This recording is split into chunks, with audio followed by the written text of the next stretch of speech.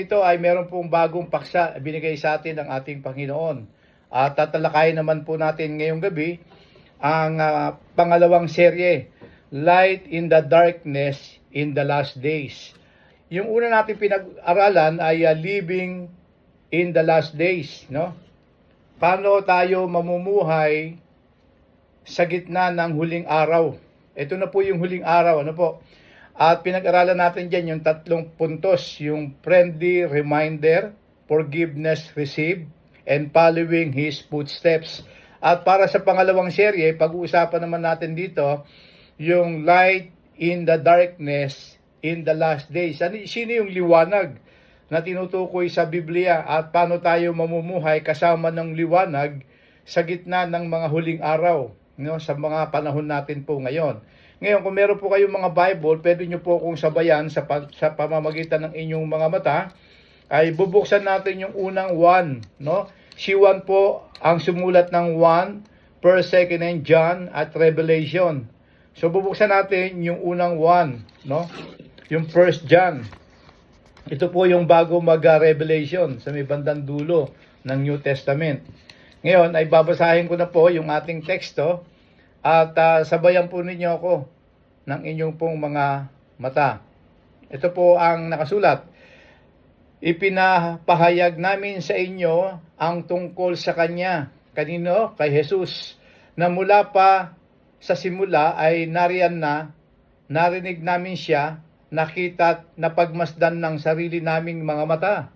At nahawakan pa namin siya. Yun ang patutuo ni John the Beloved, no? Siya ang salita o verbo, no, ng Diyos. At nagbigay ng buhay na walang hanggan. Siya ay pinagmulan ng buhay na walang hanggan at nanahayag sa amin at nakita.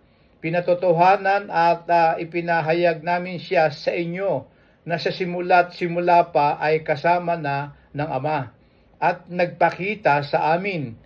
Ipinapahayag namin sa inyo ang nakita at narinig namin upang maging kaisa namin kayo sa Ama at sa Kanyang anak na si Jesucristo. Isinusulat namin ito upang malubos ang aming kagalakan. Ito ang mensaheng narinig namin mula kay Jesucristo.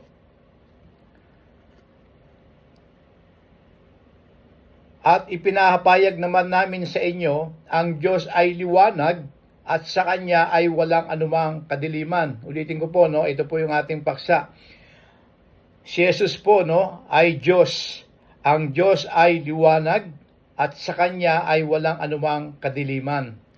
Kung sinasabi nating may pakikiisa tayo sa Kanya, ngunit namumuhay naman tayo sa kadiliman, nagsisinungaling tayo at hindi namumuhay ng ayon sa Kanyang katotohanan. Ngunit kung namumuhay tayo sa liwanag, tulad ng Diyos na nasa liwanag, may pagkakaisa tayo at nilinis tayo ng dugo ni Jesus na Kanyang anak sa lahat ng kasalanan. Kung sinasabi nating wala tayong kasalanan, dinadaya natin ang ating mga sarili at wala sa atin ang katotohanan. Ngunit kung ipagtatapat natin sa Diyos ang ating mga kasalanan, maaasahan nating mapapatawad, no? Patatawarin niya ang ating mga kasalanan at lilinisin tayo sa lahat ng uri ng kasamaan dahil matuwid siya. Kung sinasabi nating wala tayong kasalanan, ginagawa nating sinungaling ang Diyos, no? At wala sa atin ang salita. Ngayon sa gabing ito, pag-uusapan at pag-aaralan natin yung tungkol sa liwanag, no? Liwanag sa gitna ng huling mga araw. Ang pinakatema po natin, tayo po ay nag-aaral sa huling mga araw. At dito po ipinakita na bakit mahalaga ang liwanag. Sino itong liwanag? At kapag nalaman natin kung sino itong liwanag, ano ang magagawa ng liwanag sa buhay natin? Katunayan po, ang liwanag ay nagbibigay ng linaw, no, sa madilim na bahagi. Ito, papatayin ko po yung ilaw. Ayan po, madilim, di po ba? Halos hindi tayo magkakitaan. Ano po? Ganyan po ang ginagawa ng dilim. Ngunit kung bubuksan natin ang ilaw,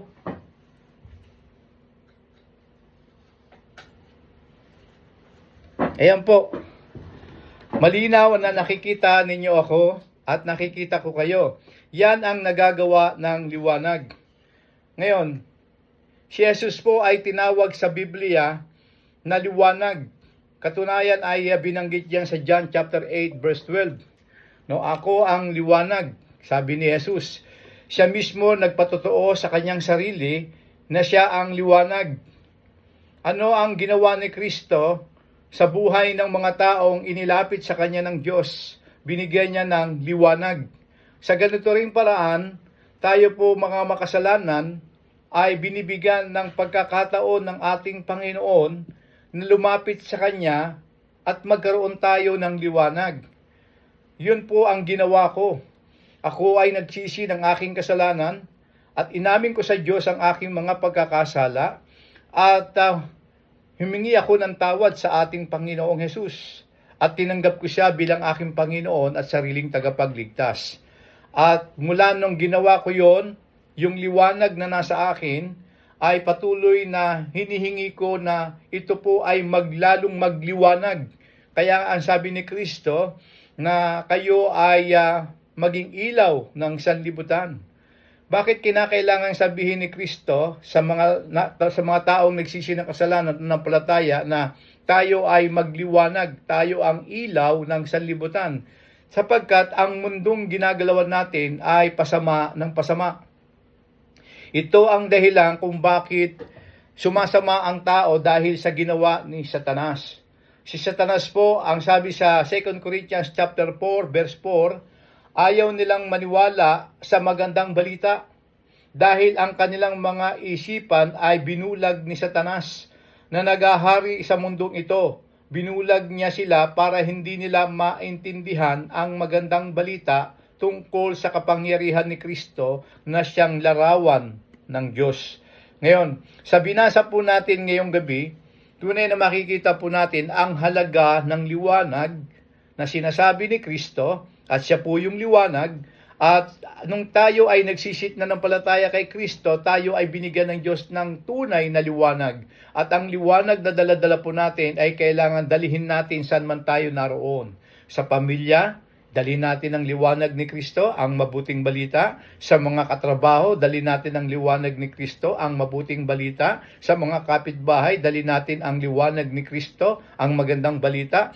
Sa lahat ng lugar kung saan man tayo mapadpad o mapunta, no, dalhin natin ang liwanag ni Kristo. Ngayon, bibigyan natin ng outline yung ating pag-aaral ngayong gabi sa tatlong bahagi. Number 1, source of light. Saan ba nanggagaling at nagmula ang liwanag? Yung source of light. Pangalawa, seek the light. Hanapin ang liwanag. No? Pangatlo, share the light. Ibahagi ang liwanag. Unahin po natin yung source of light. Sabi sa binasa po natin sa 1 John chapter 1 verse 1 to 5, ipinapahayag namin, no? At hindi lamang si John the Beloved ang nagsasalita, kundi maging ang mga kasama niya, disipulo. Ipinapahayag namin at sinabi niya, sa inyo ang tungkol sa Kanya, kay Jesus, na mula pa ng simula ay narinig namin siya, nakita at napagmasdan ng sarili naming mga mata, at nahawakan pa namin siya. No? Tunay na itong disipulong ito, nakita nila, nahawakan, nakasama at nakausap si Kristo. At ang sabi po sa binasa po natin kanina, sa verse 3 ng 1 John, ipinahayag namin sa inyo ang nakita at narinig namin upang maging kaisa namin kayo sa Ama at sa Kanyang anak na si Jesucristo. Isinusulat namin ito upang malubos ang aming kagalakan. Ito ang mensaheng narinig namin mula kay Jesucristo at ipinahayag naman namin sa inyo, ang Diyos ay liwanag. No? At sa Kanya ay walang anumang kadiliman. Kaya kapag sinabi natin na tayo ay walang kasalanan, wala tayo sa liwanag. Tayo ay nagsisilbing mas sinungaling. No, tayo ay sinungaling kapag sinabi natin tayo ay hindi nagkakasala. Sapagkat kung ang tao ay walang kasalanan, hindi na nagkatawang tao si Kristo upang dali ng liwanag niya at maging ilaw ng sanlibutan.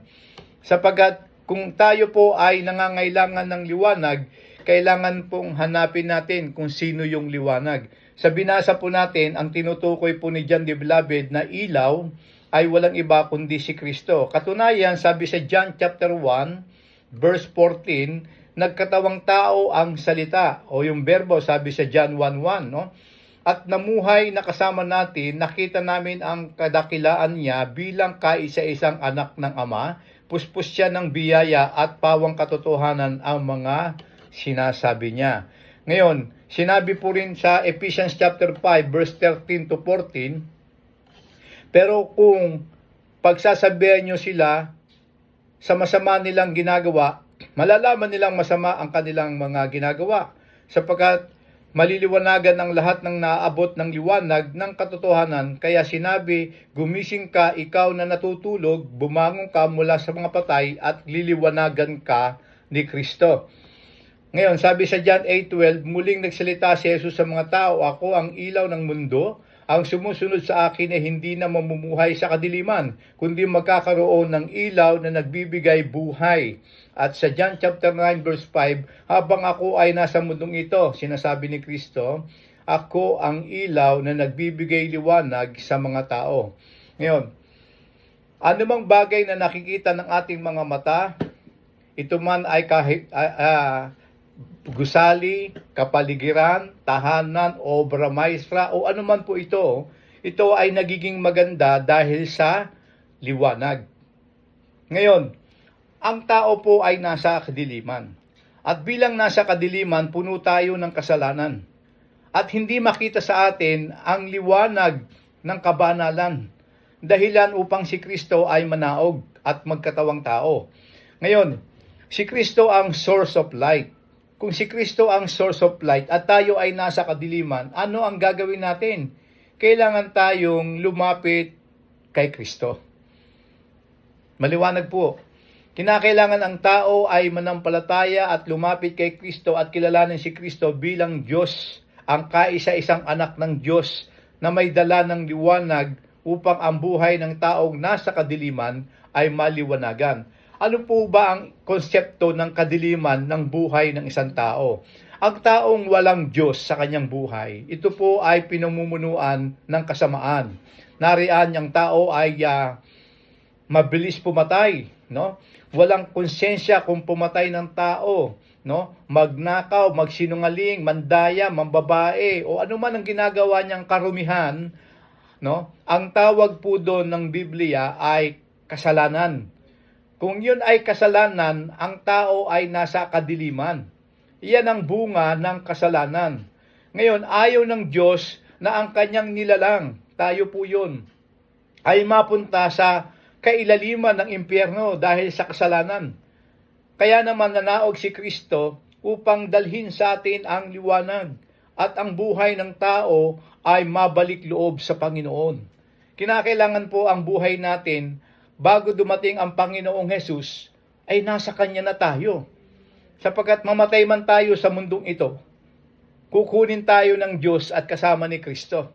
Pero yung mga taong tumanggi kay Kristo at hindi tinanggap ang mabuting balita at hindi naliwanagan at hindi natanggap ang tunay na liwanag, kalungkot-lungkot ang buhay ng taong yun. Kahit siya na po ang pinakamagaling na atleta sa kanilang bansa at humakot ng maraming ginto, no? Siya man ang pinakabilyonaryo o trilyonaryo, pinakamayaman na sa buong mundo. Siya na ang pinakagwapo, maganda, lahat nasa kanya na. Kung wala si Kristo sa kanyang buhay, yung source of light, ang buhay niya patungo sa impyerno. Sapagkat ang sabi sa Biblia, sa Revelation chapter 20, no, ito po, paulit-ulit na natin binabasa, na ang sabi po rito, sa Revelation, sa huling libro ng New Testament, sa Revelation chapter 20 verse 14, itinapon ng Diyos ang kamatayan at Hades sa lawa ng apoy. Ito ang ikalawang kamatayan. Ang akala po ng tao, ang tao ay isang beses lamang mamamatay. Pero ayon sa Biblia, ang tao ay 2 beses mamamatay, no? Una, yung katawang lupa niya namatay. Pero yung kaluluwa niya na umalis sa kanyang katawan, ito po ang merong pupuntahan. Ito ay pupunta sa langit o sa impyerno. Kapag ang isang tao ay hindi nagsisit na ng palataya kay Kristo at tinanggap si Kristo bilang tagapagligtas, ang kanyang kaluluwa ay napupunta sa impyerno. Yun po yung tinatawag na kamatayan. Yung lahat ng namatay, itatapon sa Hades. Yung Hades, ito po yung pinaka-final destination ng kaluluwa. Ang tawag po dun ay dagatang apoy, no? Na hindi na tutupok yung uod at hindi namamatay ang apoy. Sino yung mga mapupunta doon? Sabi sa Revelation chapter 20 verse 15, at ang sinumang hindi nasumpungang nakasulat sa aklat ng buhay ay itatapon sa lawang apoy. Sa makatuwid, ang source of light ay kailangang malaman ng buong mundo. Subalit ang kalungkutan ng Diyos, hindi lahat ng tao na ginawa at nilalang ng Diyos ay mananampalataya kay Kristo. Marami po ang tumatanggi kay Kristo at sinasabing hindi tagapagligtas si Kristo at si Kristo ay tao lamang. Ngunit sang-ayon sa Biblia, si Kristo ay Diyos. Katunayan po sa binasa po natin sa 1 John chapter 5, no? Sa 1 John chapter 5 verse 20. Ito po ang sabi ng Biblia, alam nating naparito ang anak ng Diyos. Sino 'yon? Si Kristo. At binigyan tayo ng pangunawa upang makilala natin siya na totoo. Tayo ay nasa Kanya na totoo. Sa makatuwid sa Kanyang anak na si Jesucristo, siya ang tunay na Diyos at buhay na walang hanggan. Maraming nalilito sa konsepto ng talatang ito na sinasabi nila kung ang Diyos Ama ay Diyos, si Kristo ay Diyos, ang Espiritu ay Diyos, tatlong Diyos yan. Hindi po, isa lamang ang Diyos, ngunit may tatlong persona. No? Ang Diyos Ama, Diyos Anak, at Diyos na banal na Espiritu. Sila pong tatlo ay nagkakaisa sa isang layunin na maabot ang tao at madala sa piling ng Diyos. Ang sabi ng John 3:16, sapagkat ganun na lamang ang pag-ibig ng Diyos sa sanlibutan. Ibinigay niya ang kaisa-isang anak na si Jesus, no? Ang tagapagligtas. At ang sabi sa John 1:1, si Kristo nung pasimula ay kasama na ng Diyos. Ibig sabihin, si Kristo hindi siya tao. Siya po ay nagkatawang tao. Kasama na siya ng Diyos nung una pa man at nagkatawang tao ayon sa John chapter 1 verse 14. So malinaw na si Kristo ay hindi tao. Ulit-ulitin ko po, siya po ay 100% God and 100% man. No, yung naranasan ng taong nagutom na uhaw at napagod, naranasan ni Kristo bilang tao. Subalit sa pagiging tao niya, mababasa natin sa Biblia, in-exercise niya ang pagiging Diyos. Paano? Nagpatawad ng kasalanan, nagpalayas ng masamang espiritu, gumawa ng himala, nagpadilat ng mga bulag, no? At nakapagpasalita ng mga hindi nagsasalita. Ibig sabihin niyan, si Kristo ay mayroong kapangyarihan na hindi kayang gawin ng isang tao. Sa makatuwid, si Kristo ay Diyos. Noong mga panahong yon, kaya niya kinakailangan maghimala sapagkat ang mga Hudyo ay hindi naniniwala hanggat hindi nila nakikita. Kaya nga yung babae sa balon, nung nakausap ni Kristo sa John chapter 4, nung siya ay nakipag-usap kay Kristo at humihingi si Kristo ng tubig sa kanya, sapagkat ipinapaalam ni Kristo sa kanya na yung tubig na iniinom nauubos at muling mauuhaw ang tao. Subalit ang tubig na ibibigay niya, ito po ay hindi matatapos at mag-o-overflow sa puso at diwa ng isang taong tumanggap nito. Kaya nung nakausap nung babaeng Samaritana si Jesus, sabi niya, bigyan mo ko ng tubig na yan upang ako ay hindi napupunta rito at hindi na ako mauuhaw. Ngunit sa patuloy nilang pag-uusap, naliwanagan ng babae na hindi pala literal na tubig ang kailangan ng tao para siya ay masatisfied, kundi si Kristo ang kailangan niya. Kaya sinabi niya, nakikita kong ikaw na ang Mesaya, sapagkat paano mong nalaman ang buhay ko? Hindi naman kita kapitbahay, hindi naman kita nakilala ng matagal, pero alam mo ang buhay ko. Ang ibig sabihin, lumabas sa pagiging Diyos ni Kristo, yung kanyang omnipresent, omniscience, and omnipotent, na meron ang Diyos Ama. So maliwanag, nakita ni Kristo ang pangangailangan ng tao ay hindi mga bagay sa mundong ito, kundi ang pangangailangan ng tao ay totoong kapayapaan na nagmumula kay Kristo. Iyon ang source of light. Sabi sa John chapter 14 verse 27. No, ito po ang sabi sa Bible, John 14:27. Malinaw na sinabi ni Kristo na sa kanya nanggagaling ang tunay na kapayapaan. Tingnan niyo po John 14:27. Kaya kapayapaan ang iniiwan ko sa inyo, ang aking kapayapaan ay ibinibigay ko sa inyo. Ang ibinibigay ko ay hindi katulad ng ibinibigay ng sanlibutan. Huwag mabalisa ang inyong mga puso at mangamba. Ang kapayapaang ibinibigay ni Kristo ay hindi material na bagay. Ang kapayapaang ibinibigay ni Kristo ay spiritual na kapayapaan. Meron pong in-interview na sikat na artista, kilala, makapangyarihan, lahat meron na siya. Ngunit nung tinanong siya kung kontento na siya, sabi niya, wala akong kakontentuhan at ako hanggang ngayon ay walang kapayapaan. Bakit maraming mga sikat na artista, sikat na atleta, sikat na mga tao ang nagpapakamatay? Sapagkat hindi nila natanggap ang totoong kapayapaan at ang source of light and source of peace ay nanggagaling lamang kay Kristo. Kaya kung tatanggihan ng tao si Kristo, pag dumating ang trahedya, naku, lumindol, ano na mangyayari sa atin? Kakatakot. Kung ikaw ay may Kristo, hindi ka dapat mangamba. Sapagkat kapag lumindol, naglakad lamang ang Diyos. Yun ang isipin natin, naglakad ang Diyos. Saan sa tutungo? Doon sa mga tao na hindi kumikilala sa Kanya. Ngunit kung kinikilala natin si Kristo, hindi tayo dapat mangamba kung nagkaroon man ng lindol, nagkaroon man ng gyera, o anumang trahedya sa ating bansa. Bakit? Sapagkat hawak ka ng Diyos. Anumang oras kapag tayo ay kinuha ng Diyos, kasama na natin siya.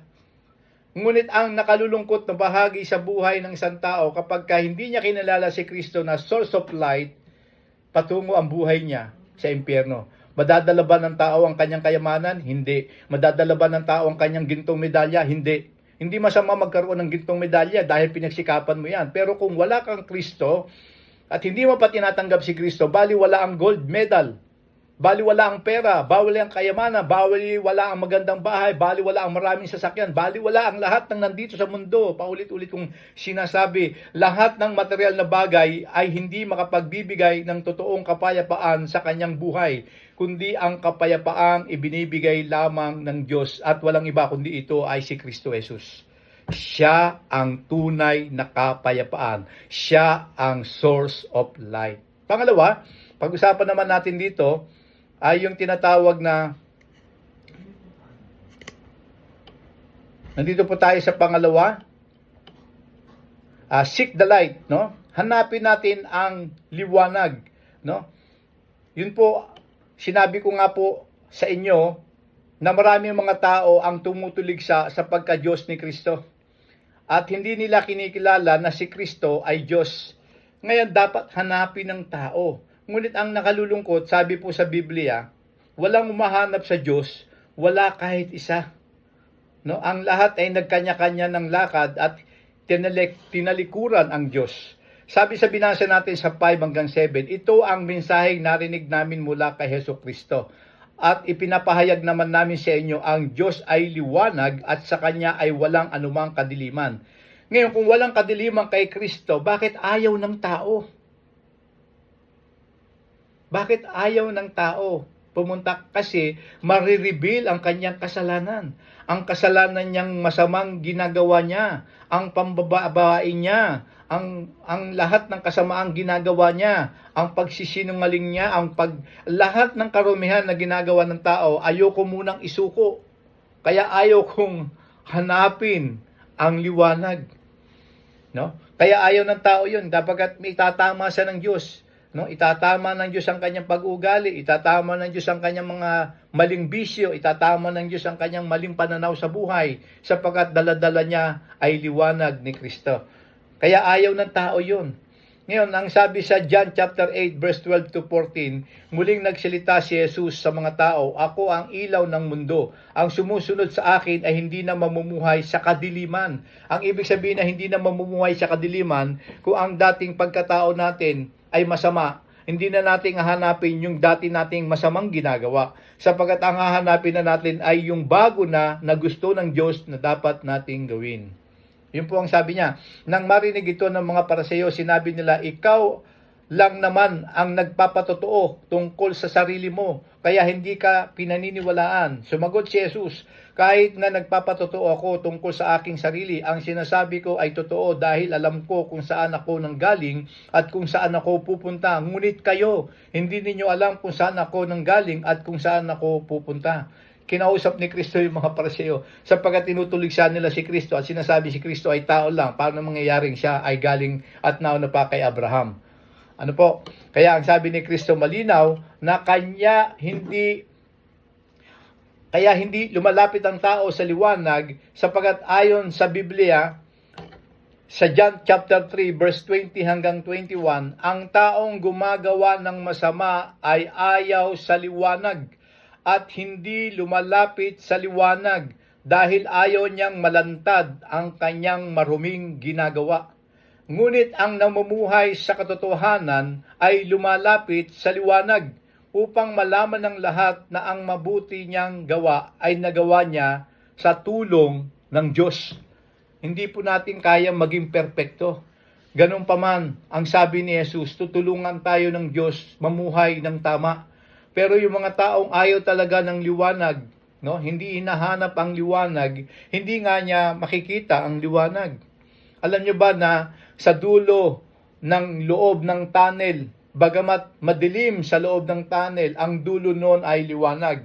Anumang kalungkutan ang dinaranas natin ngayon, no? Lilipas ang kalungkutan at papalitan ng Diyos ng kagalakan. There's a time for every season. No? Kaya sabi sa Biblia sa Ecclesiastes chapter 3, mahalagang makita ng tao, no, na mayroong magagawang Diyos sa ating buhay. Sapagkat tayo po ay masama, makasalanan at walang pag-asa. Subalit, no, salamat sa Panginoon na source of light. Hinanap natin ang liwanag at natagpuan tayo ng Diyos, no? At binigyan tayo ng Diyos ng tunay na pagkaunawa sa tunay na liwanag na dala-dala po natin ngayon. Ngayon, ang liwanag na sinasabi sa Biblia ay may dalawang uri. No? Una, yung liwanag na sinasabi ay si Kristo ang liwanag. Pangalawa, yung pangalawang liwanag ay ang salita ng Diyos. Ang salita ng Diyos ay nagbibigay liwanag sa landas na ating dinaraanan. Ulitin ko po, ang liwanag ay nahati sa dalawa. Si Kristo ay tinawag na ilaw o liwanag at ang salita ng Diyos ay tinawag na liwanag na nagbibigay gabay sa daan na ating nilalakaran. Ayon sa John chapter 19, Psalms 119, no? At sinabi po rito na ang salita ng Diyos ay ilaw, no? O nagbibigay liwanag sa landas na ating pong dinaraanan. Kaya sabi rito sa Psalms 119 verse 103 hanggang 105, "How sweet are thy words unto my taste, yes, sweeter than honey to my mouth. Through my precepts I get understanding, therefore I hate every false way." No?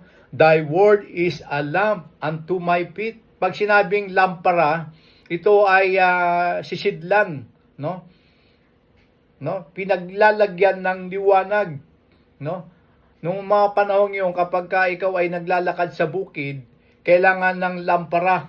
Ang lampara ay inilalagay sa harapan kapag naglalakad sa bukid at hindi inilalagay sa gilid, sa harap, para ito po ay magsilbing guide, liwanag sa kanyang dinaraanan. Madilim ang buhay ng isang taong walang Diyos. Subalit salamat sa salita ng Diyos sapagkat nung tinanggap natin si Kristo, ang salita ng Diyos ay naging gabay at patnubay natin sa landas na ating dinaraanan. Kaya sabi ni Joshua chapter 1 verse 8, "This book of the law shall not depart out of thy mouth, but thou shalt meditate therein day and night, that thou mayest observe to do according to all that is written therein. For then thou shalt make thy way prosperous, and then you shall have good success. Ang tagumpay ng buhay, no, sa mundong ito, sa labanan espiritual, ay hindi yung mga material na bagay. Ang tagumpay ng isang taong nagsasabing siya ay tagumpay kapag siya ay naging anak ng Diyos. Tutulungan siya ng Diyos para mapagtagumpayan niya ang bawat hamon at pagsubok ng buhay. Kaya mahalagang makita natin na sa pagpili ng mga desisyon sa buhay, mahalagang kasama natin ang ating Panginoon. Siya po ay dapat nating hanapin at saliksikin. Sabi sa Mateo 6:33, "Seek ye first the kingdom of God and His righteousness, and all these things." Ano ba yung mga pangangailangan natin? Physical, emotional, mental, no? Yan ay tutugunan ng Diyos para mapagtagumpayan natin ang mga pagsubok sa buhay. Pangatlo, no, share the light, no? Kailangan dalhin natin ang liwanag. Sabi sa binasa natin sa 1 John chapter 7 hanggang 10, ngunit kung namumuhay tayo sa liwanag tulad ng Diyos na nasa liwanag, may pagkakaisa tayo at nilinis tayo ng dugo ni Jesus na kanyang anak sa lahat ng kasalanan. Kung sinasabi natin wala tayong kasalanan, dinadaya natin ang ating sarili at wala sa atin ang katotohanan. Ngunit kung ipapagtapat natin sa Diyos ang ating mga kasalanan, maaasahan nating patatawarin niya ang ating mga kasalanan at lilinisin tayo sa lahat ng uri ng kasamaan dahil matuwid siya. Kung sinasabi natin wala tayong kasalanan, ginagawa nating sinungaling ang Diyos at wala sa atin ang kanyang salita. Ngayon, ang sabi sa Mateo 5:16, gayon din ang dapat ninyong gawin. Pagliwanagin ninyo ang inyong ilaw sa mga tao upang makita nila ang mabubuting gawa ninyo at pagpurihin nila ang inyong Ama na sa langit. Sino ang ating Ama? Ang Diyos Ama sa langit. No? Ipinadala niya si Kristo upang mabigay sa atin ng liwanag. At nung binigyan tayo ni Kristo ng liwanag, ibahagi natin ito. Sapagkat ang mga tao sa mundong ito ay hindi nakakakita ng totoong liwanag. Sa pamamagitan ng ating mabuting patotoo, nakikita nila ang liwanag ng salita ng Diyos. Bakit? Ano ba nangyayari sa mundo? Bakit kailangan natin dali ng liwanag? Sabi sa 2 Timothy chapter 3 verse 1-7, tandaan mo, ito, sabi ni Pablo kay Timothy, tandaan mo ito, magiging mahirap ang mga huling araw. Ito po yung huling araw dahil magiging makasarili ang mga tao, sakim sa salapi, no? Mayabang, mapagmataas, mapang-insulto, masuwayin sa magulang, walang utang na loob, at hindi makadiyos. Ayaw nilang makipagkasundo sa kaaway nila, malupit, walang awa, mapanira sa kapwa, walang pagpipigil sa sarili at galit sa anumang mabuti. Hindi lang yan, mga taksil sila, mapusok, mapagmataas, mahilig sa kalayawan sa halip na maibigin sa Diyos. Ipinapakita nilang makadiyos sila pero hindi naman makita ang kapangyarihan nito sa buhay nila. Iwasan mo ang mga taong ganito. Nakita niyo ba yung mga taong makadiyos lagi nasa simbahan? Hindi ko naman po sinisisi ang mga taong lagi nasa simbahan. Ngunit ang kadalasan na nakikita natin ng masamang pag-uugali ay yung mga taong palasimba. Hindi masama magsimba, sinasabi ko po ha. Kaya lang po, ang problema, sino yung kanilang pinupuntahan? Yung bang pinupuntahan nilang sinasamba nila ay tumutulong sa kanila para mabago ang kanilang buhay o lalo silang pinasasama? Mahalaga po na ang pinupuntahan nating lugar, nakakapakinig tayo ng salita ng Diyos, natututo tayo, natutubid tayo sa pagkakamali, hindi po yung hindi nagsasalita. Mahirap pong makinig kapag hindi tayo natututo. Kaya nga po may Biblia Kung ang pinupuntahan natin, sinasambahan natin at pinupuntahan natin tuwing linggo ay hindi nagtuturo ng pagsasaway ng kasalanan, huwag na po tayong bumalik doon. Sapagkat ang sabi sa Biblia, ang puntahan ninyo ay nagtuturo ayon sa sinasabi ng Diyos, hindi para kilitiin ang tao pag pumunta sa church. Uy, mayaman ka, hindi kita sasawayin sa ginagawa mo, sapagkat mawawala ang tithes and offering. Uy, kilala kang tao, makakalapit ako sa iyo pag kailangan ko, kaya hindi kita sasawayin sa mali mong ginagawa. Mali po yun, sapagkat ang sabi sa Biblia, no? Sila po ay mga taksil, mapusok, mapagmataas, mahilig sa kalayuan sa halip na maibigin sa Diyos. Ipinapakita nilang makadiyos sila pero hindi naman nakikita ang kapangyarihan nito sa buhay nila. Iwasan mo ang mga taong ganito. Sila po ay mga mapagkunwari. Ano niyang nangyari sa anak ni Ninyo Mulak? Ni-rape. Hindi iyak yung tatay ng ganun kung walang nangyari sa anak niya. Nakuha niyo po? Ngayon, yung ating pambato ng gold medalist, Yulo, problema. Dapat uuwi siyang masaya kasama ng kanyang pamilya, kaso pinukpok ng social media dahil sa maling pagsagot.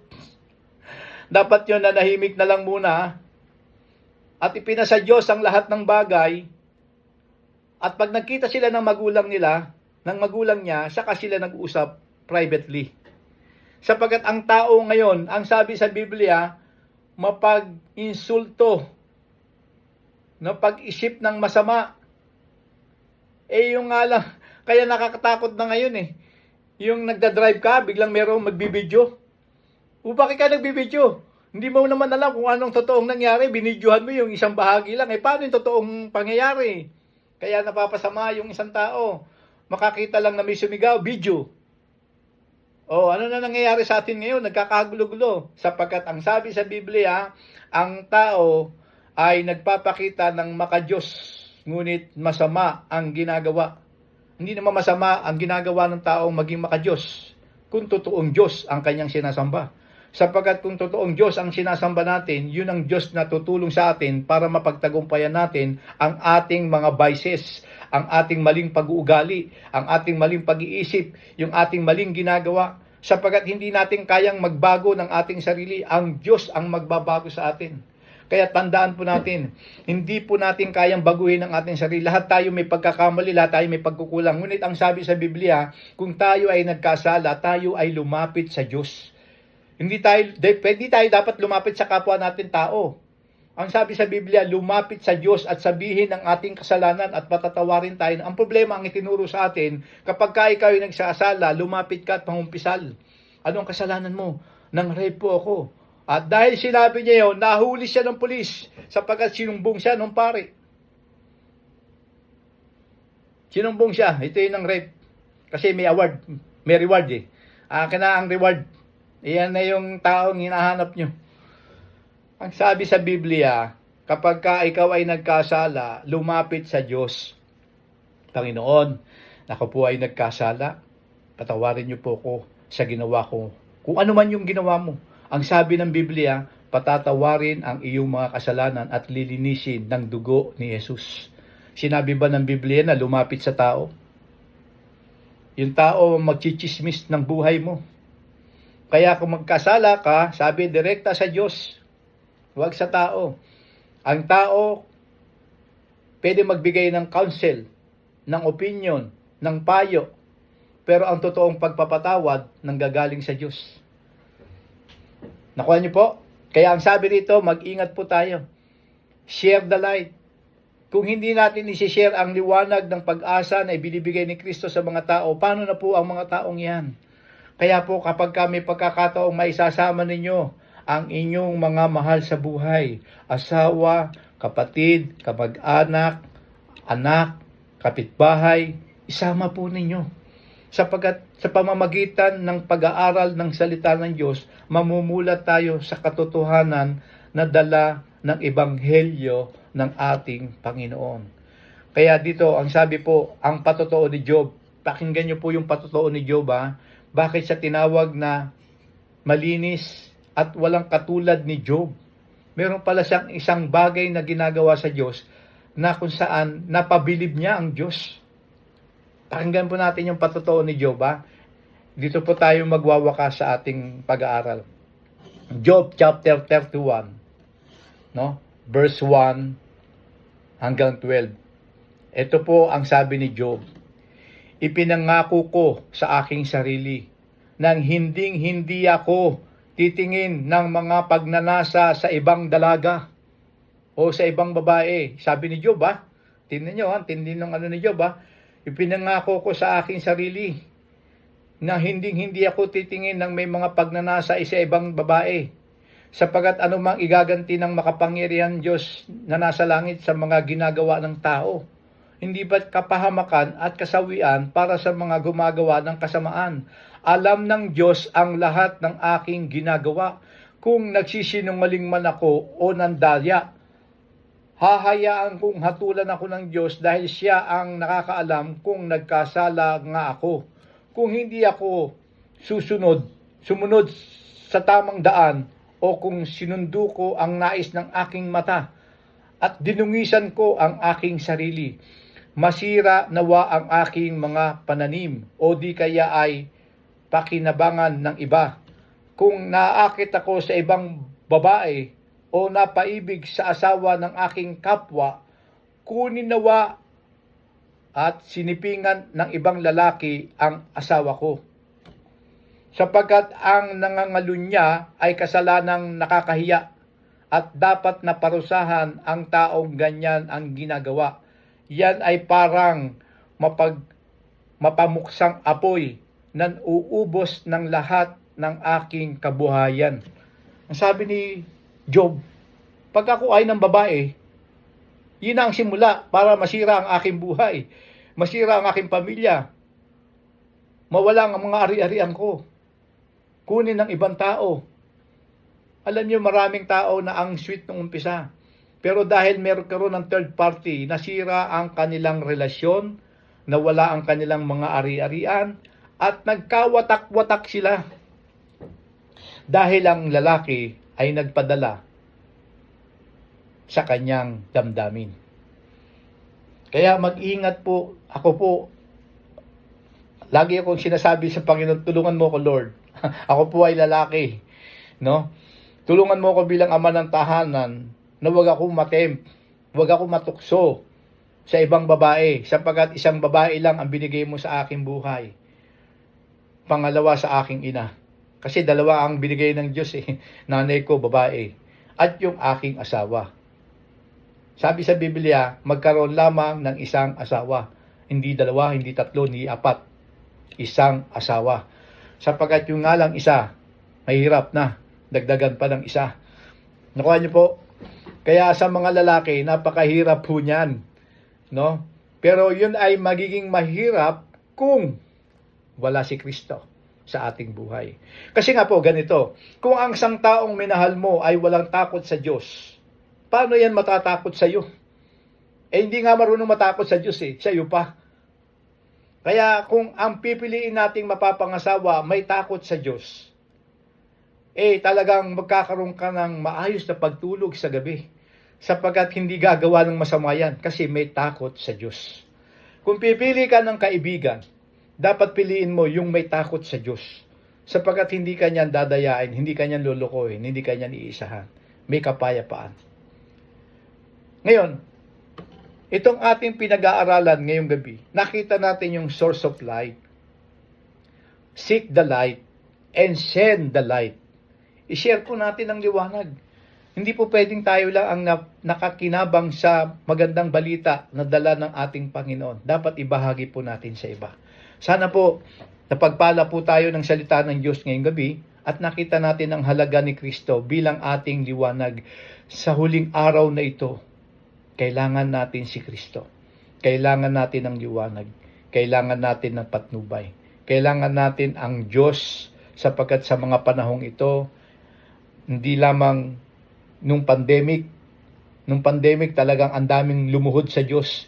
Naging maka-Diyos ang tao dahil sa pandemic. Paano kung nagkaroon ng matinding lindol, matinding tidal wave, matinding earthquake? Lahat ng sakuna dumating na. Anong ginawa sa Olympic? Ginaya yung Lord's Supper. Pero ang mga nagsiganap, mga bakla, kakalungkot. Nakuha niyo po? Sapagkat ang isip ng tao, pasama ng pasama. Tayo ngayong naliwanagan ang mag-a-adjust. Kasi bakit? Hindi natin pwede silang husgaan. Sapagkat sila ay nilalang din ng Diyos at nangangailangan ng tagapagligtas. Ay panalangin po natin sila. Sapagkat sila ay nawawala sa katinuan. Kailangan nating ipanalangin sila. At ang sabi ni Kristo, Kayo ang ilaw ng sanlibutan. Pagliwanagin nyo ang ilaw na meron kayo, sapagkat ang dala natin ay ang pangalan ni Kristo. Ano kahabi mo? Born again ka? Baka burn again ka? Marami po mga nagsasabing born again, pero taliwas ang buhay niya sa sinasabi ng Biblia. Maraming sumapi sa isang reliyon para lang magkaroon ng benefit sa buhay niya. Pero hindi reliyon ang dinala ni Kristo, kundi relasyon. No? Kaya tayo po ay mag-pray at magpasalamat sa ating Panginoon.